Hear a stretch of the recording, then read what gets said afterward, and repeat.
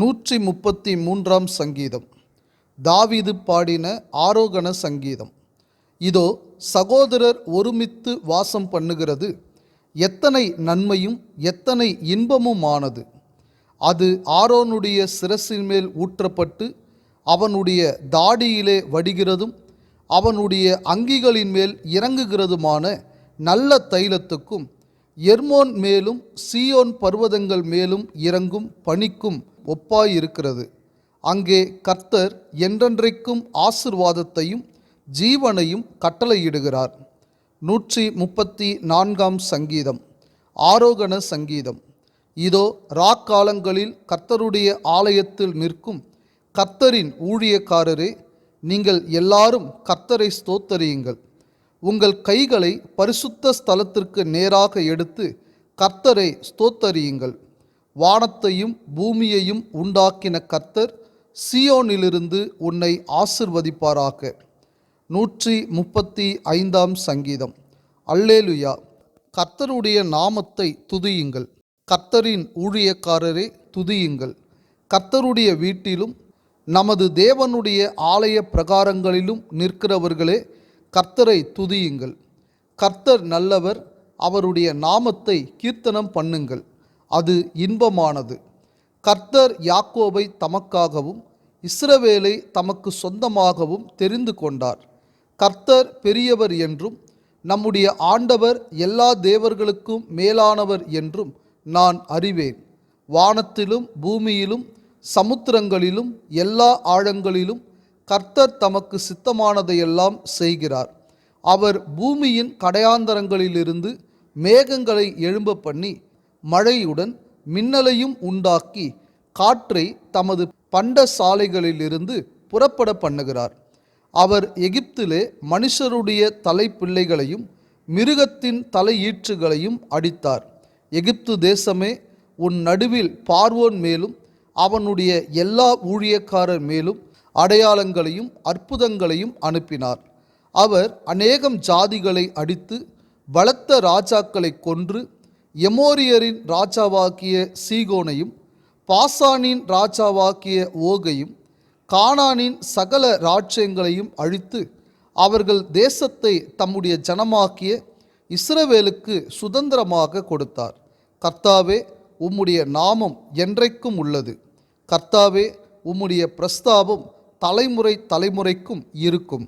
கர்த்தர் தம்முடைய ஜனத்தின் நியாயத்தை விசாரித்து தம்முடைய ஊழியக்காரர் மேல் பரிதாபப்படுவார். அஞ்ஞானிகளுடைய விக்கிரகங்கள் வெள்ளியும் பொன்னும் மனுஷருடைய கை வேலையுமாய் இருக்கிறது. அவைகளுக்கு வாயிருந்தும் பேசாது, அவைகளுக்கு கண்கள் இருந்தும் காணாது, அவைகளுக்கு காதுகள் இருந்தும் கேளாது, அவைகளுடைய வாயிலே சுவாசமும் இல்லை. அவைகளை பண்ணுகிறவர்களும் அவைகளை நம்புகிறவர்கள் யாவரும் அவைகளைப் போல் இருக்கிறார்கள். இஸ்ரவேல் குடும்பத்தாரே, கர்த்தரை ஸ்தோத்தரியுங்கள். ஆரோன் குடும்பத்தாரே, கர்த்தரை ஸ்தோத்தரியுங்கள். லேவி குடும்பத்தாரே, கர்த்தரை ஸ்தோத்தரியுங்கள். கர்த்தருக்கு பயந்தவர்களே, கர்த்தரை ஸ்தோத்தரியுங்கள். எருசலேமில் வாசம் பண்ணுகிற கர்த்தருக்கு சீயோனிலிருந்து ஸ்தோத்திரம் உண்டாவதாக. அல்லேலுயா. 136 சங்கீதம். கர்த்தரை துதியுங்கள், அவர் நல்லவர், அவர் கிருபை என்றும் உள்ளது. தேவாதி தேவனை துதியுங்கள், அவர் கிருபை என்றும் உள்ளது. கர்த்தாதி கர்த்தரை துதியுங்கள், அவர் கிருபை என்றும் உள்ளது. ஒருவராய் பெரிய அதிசயங்களை செய்கிறவரை துதியுங்கள், அவர் கிருபை என்றும் உள்ளது. வானங்களை ஞானமாய் உண்டாக்கினவரை துதியுங்கள், அவர் கிருபை என்றும் உள்ளது. தண்ணீர்களுக்கு மேலே பூமியை பரப்பினவரை துதியுங்கள், அவர் கிருபை என்றும் உள்ளது. பெரிய சுடர்களை உண்டாக்கினவரை துதியுங்கள், அவர் கிருபை என்றும் உள்ளது. பகலில் ஆள சூரியனை படைத்தவரை துதியுங்கள், அவர் கிருபை என்றும் உள்ளது. இரவில் ஆள சந்திரனையும் நட்சத்திரங்களையும் படைத்தவரை துதியுங்கள், அவர் கிருபை என்றும் உள்ளது. எகிப்தியருடைய தலைச்சன்களை சங்கரித்தவரை துதியுங்கள், அவர் கிருபை என்றும் உள்ளது. அவர்கள் நடுவிலிருந்து இஸ்ரவேலை புறப்பட பண்ணினவரை துதியுங்கள், அவர் கிருபை என்றும் உள்ளது. பலத்த கையினாலும் ஓங்கிய புயத்தினாலும் அதை செய்தவரை துதியுங்கள், அவர் கிருபை என்றும் உள்ளது. சிவந்த சமுத்திரத்தை இரண்டாக பிரித்தவரை துதியுங்கள், அவர் கிருபை என்றும் உள்ளது. அதன் நடுவே இஸ்ரவேலை கடந்து போக பண்ணினவரை துதியுங்கள், அவர் கிருபை என்றும் உள்ளது. பார்வோனையும் அவன் சேனைகளையும் சிவந்த சமுத்திரத்தில் கவிழ்த்து போட்டவரை துதியுங்கள், அவர் கிருபை என்றும் உள்ளது. தம்முடைய ஜனங்களை வனாந்தரத்தில் நடத்தினவரை துதியுங்கள், அவர் கிருபை என்றும் உள்ளது. பெரிய ராஜாக்களை சங்கரித்தவரை துதியுங்கள், அவர் கிருபை என்றும் உள்ளது. பிரபலமான ராஜாக்களை அழித்தவரை துதியுங்கள், அவர் கிருபை என்றும் உள்ளது. எமோரியரின் ராஜாவாக்கிய சீகோனை அழித்தவரை துதியுங்கள், அவர் கிருபை என்றும் உள்ளது. பாசானின் ராஜாவாக்கிய ஓகை அழித்தவரை துதியுங்கள், அவர் கிருபை என்றும் உள்ளது. அவர்கள் தேசத்தை சுதந்திரமாக தந்தவரை துதியுங்கள், அவர் கிருபை என்றும் உள்ளது.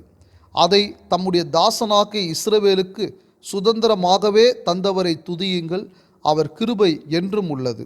நம்முடைய தாழ்வில் நம்மை நினைத்தவரை துதியுங்கள், அவர் கிருபை என்றும் உள்ளது.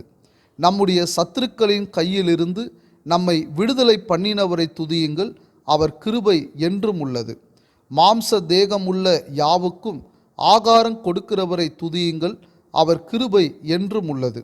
பரலோகத்தின் தேவனை துதியுங்கள், அவர் கிருபை என்றும் உள்ளது. 137 சங்கீதம். பாபிலோன் ஆறுகள் அருகே நாங்கள் உட்கார்ந்து அங்கே சீயோனை நினைத்து அழுதோம்.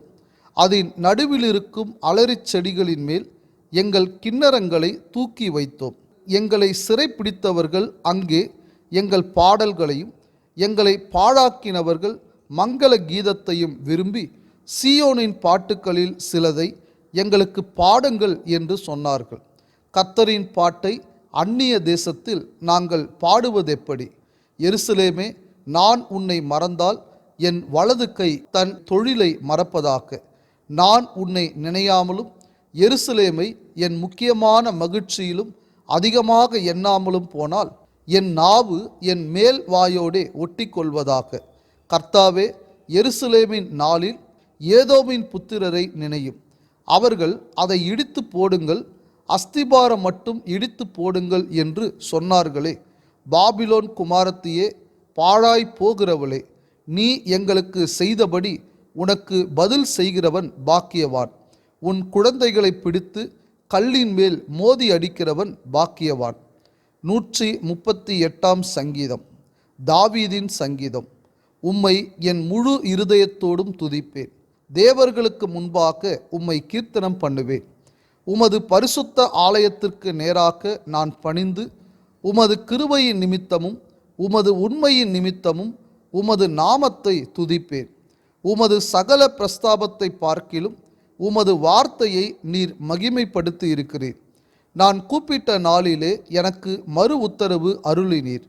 என் ஆத்துமாவிலே பலன் தந்து என்னை தைரியப்படுத்தினீர். கர்த்தாவே, பூமியின் ராஜாக்கள் எல்லாரும் உமது வாயின் வார்த்தைகளை கேட்கும்போது உம்மை துதிப்பார்கள். கர்த்தரின் மகிமை பெரிதாயிருப்பதினால் அவர்கள் கர்த்தரின் வழிகளை பாடுவார்கள்.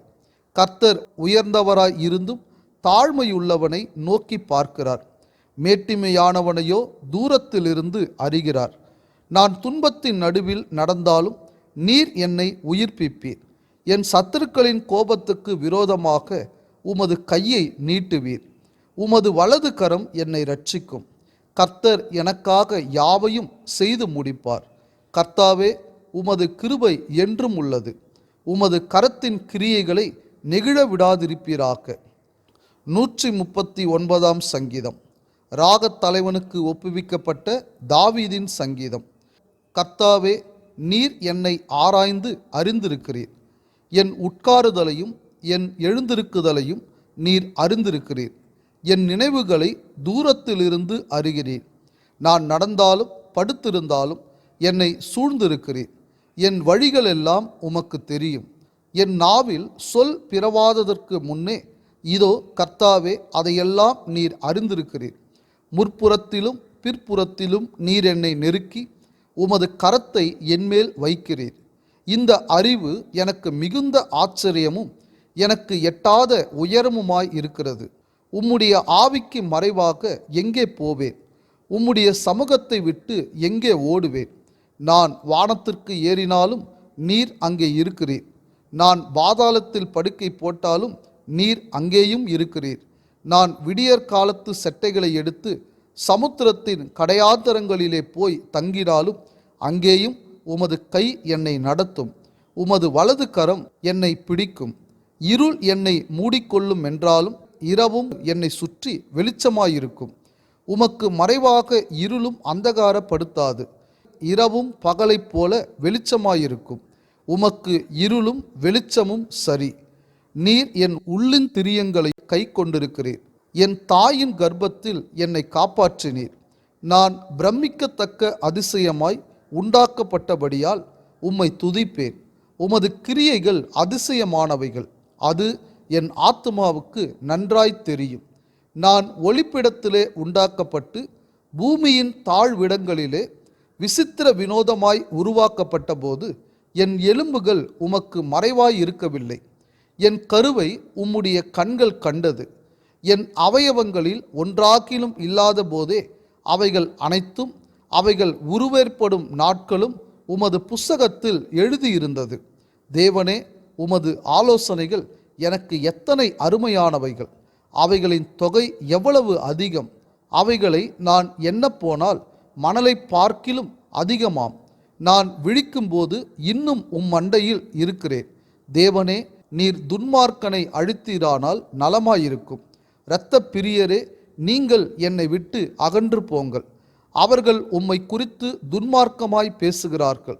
உம்முடைய சத்துருக்கள் உமது நாமத்தை வீணாய் வழங்குகிறார்கள். கர்த்தாவே, உம்மை பகைக்கிறவர்களை நான் பகையாமலும் உமக்கு விரோதமாய் எழும்புகிறவர்களை அருவருக்காமலும் இருப்பேனோ? முழு பகையாய் அவர்களை பகைக்கிறேன்.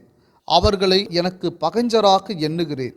தேவனே, என்னை ஆராய்ந்து என் இருதயத்தை அறிந்து கொள்ளும். என்னை சோதித்து என் சிந்தனைகளை அறிந்து கொள்ளும். வேதனை உண்டாக்கும் வழி என்னிடத்தில் உண்டோ என்று பார்த்து நித்திய வழியிலே என்னை நடத்தும்.